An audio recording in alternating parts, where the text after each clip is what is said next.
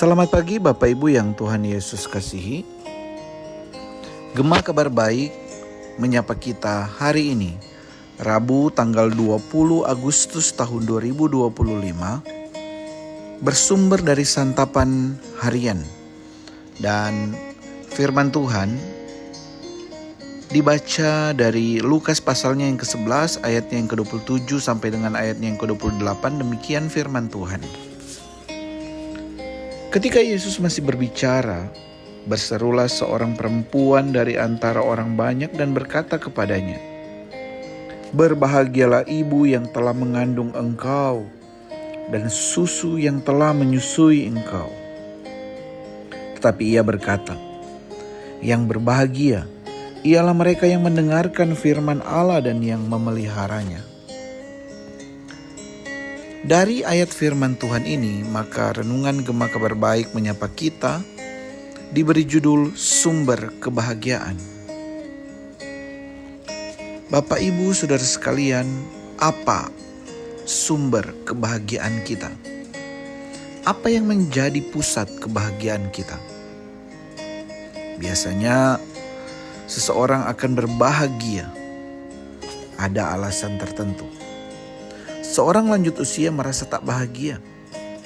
Ia merasa sedih sehingga sering mengeluh karena dirasanya anak dan cucunya kurang mempedulikannya. Ia merasa tidak bahagia karena keluarga yang menurutnya adalah harta yang paling berharga ternyata kurang memperhatikannya. Dan suatu hari ia sakit dan dirawat di ICU sebuah rumah sakit. Di sana ia menemukan sumber kebahagiaan. Sumber itu bukan anak, cucu, harta atau apapun di dunia ini. Seorang perawat Kristen di ICU yang penuh kasih menyadarkannya bahwa sumber kebahagiaan itu adalah firman Tuhan. Perawat itu tidak hanya melayani secara medis, ia juga memperdengarkan renungan firman Tuhan dari gawainya dan selalu bercakap-cakap dengan lansia tersebut. Cara pandang lansia itu mengingatkan kita pada apa yang dipikirkan seorang ibu yang tiba-tiba berteriak kepada Tuhan Yesus dari kerumunan banyak orang pada saat itu. Menanggapi teriakan tersebut, Tuhan Yesus secara implisit hendak mengatakan bahwa memang benar orang akan berbahagia saat anggota keluarganya melakukan hal-hal yang membanggakan atau menyenangkan hati. Namun yang lebih berbahagia ialah orang yang mendengarkan firman Allah dan memeliharanya. Mendengarkan firman Tuhan dan memeliharanya mengandung 4 arti. Pertama, kita datang kepada Tuhan. Dengan datang kepada Tuhan, kita menikmati hadirat dan kasih Tuhan yang penuh karunia. Damai sejahtera tumbuh dan menguatkan kita dalam menjalani hidup ini. Kedua, membuka telinga dan hati kita untuk diisi dan dikuasai firman Tuhan. Firman itu membantu kita menentukan pilihan dalam hidup kita. Ketiga, dengan pertolongan Roh Kudus, kita merenungkan firman Tuhan dan terus berusaha mewujudkan firman itu dalam hidup sehari-hari. Keempat, firman Tuhan itu bukan sekadar yang tertulis dalam Alkitab, melainkan juga adalah Sang Firman yang telah menjadi manusia, yaitu Tuhan Yesus Kristus. Untuk itu mari kita dengar suaranya agar hidup kita bahagia. Sebab Yesuslah sumber kebahagiaan kita. Mari berdoa.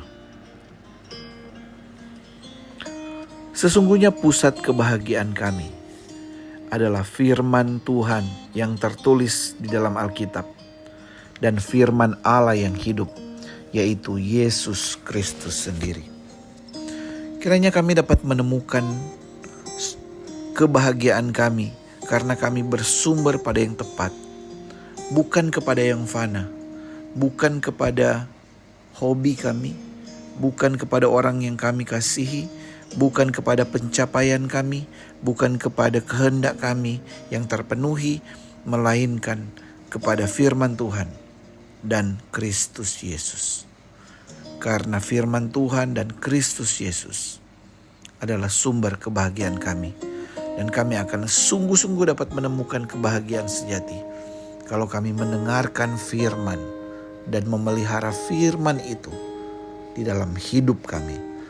Tolong kami yang lemah ini ya Tuhan, untuk tunduk, berakar di dalam firman-Mu.